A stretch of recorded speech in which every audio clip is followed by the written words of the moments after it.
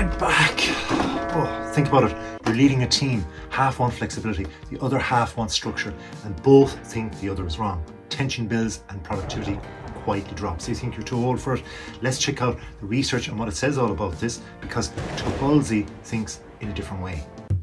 I'm a best-selling author, and if you stick around later in the video, I'll give you my true impression of the research. This research shows that workplaces are made up of 4 generations with different values and styles, expectations and communication. But many perceived differences are overstated or context dependent. It sees that conflict often comes from misunderstanding and not real differences. And many values like respect, fairness and purpose are actually shared. There are no new kids on the block. So we need to understand what friction that can cause in leadership, and it does according to the research.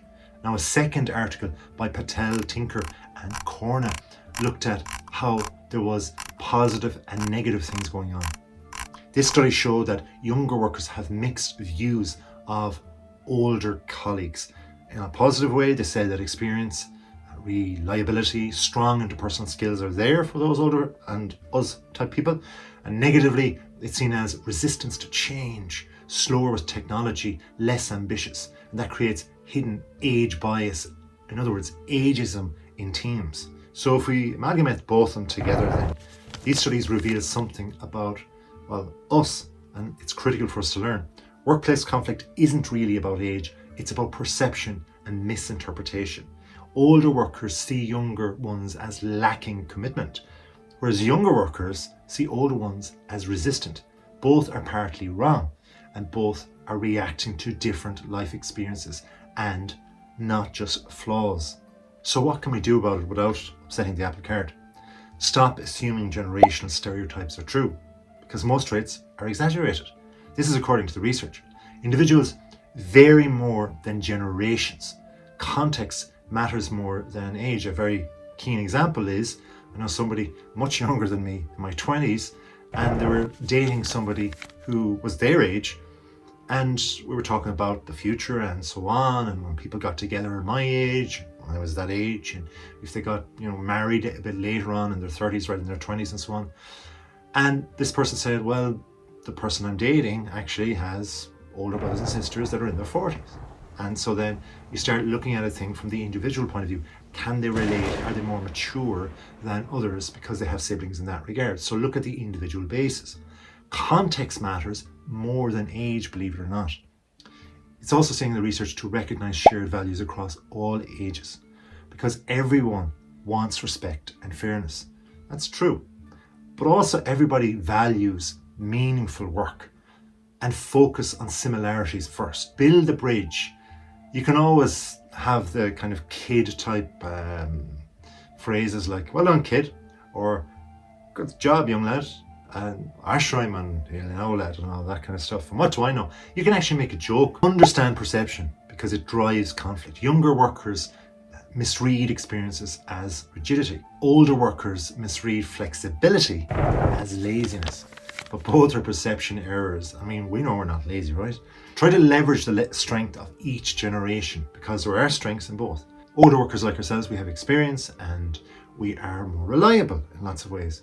Whereas younger workers, they can be adaptable, they have tech skills. Now look, if we talk about skills, we can learn those skills. We ain't ancient. So if we can combine and not compare, then we can get the best. At the end of the day, we're trying to build a team. We're trying, if you're the leader, to get the ingredients out of both sets of workers and harmonize them. That'd be better. That's an old way of saying it. No, it's not. It's just, I'm not good enough. Oh yes, I am, because I'm older. So you can be the leader too, and adapt your leadership style, if you do, towards the younger people as well as the older people. One style does not fit all. So balance your structure with flexibility. This is what's coming from the research. Try to improve your communication deliberately. Over communicate expectations.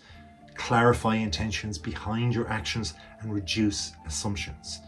I'm assuming you will subscribe to this video. If you don't, well, please do. Thank you if you can for liking, and throw a comment, good or bad, and we'll see where we go with it.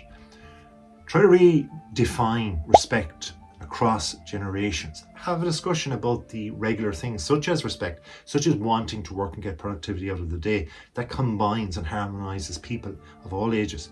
Older workers expect authority-based respect. Younger workers in general, then, from the research, expect earned respect. Align expectations early. If you do that, then you're going to bring people in. Try to use monitoring of both types of workers and both ways too. The reality is older teach experience and judgment, and younger teach technology and trends. Mutual learning reduces bias. You can use a trend with the solidity of the experience and judgment. Try to offer flexibility but fair systems, because the younger staff, they appreciate this flexibility. If you have stability, know that it matters to older staff, and create options, not rules. I like to say guidelines myself. Address age bias directly. Ageism exists in subtle ways. Call out stereotypes early. Look, there is a fine line between having the fun, we call it the crack in our country, and also knowing on the line what is ageism or what is subtle. So that's a skill in itself, a very big one. Try to build awareness through discussion. My final takeaway is that the problem isn't generations. It's the story each generation tells about the other. They're lazy, for example, or they're outdated. Both are shortcuts and both are wrong. The strongest leaders don't pick sides.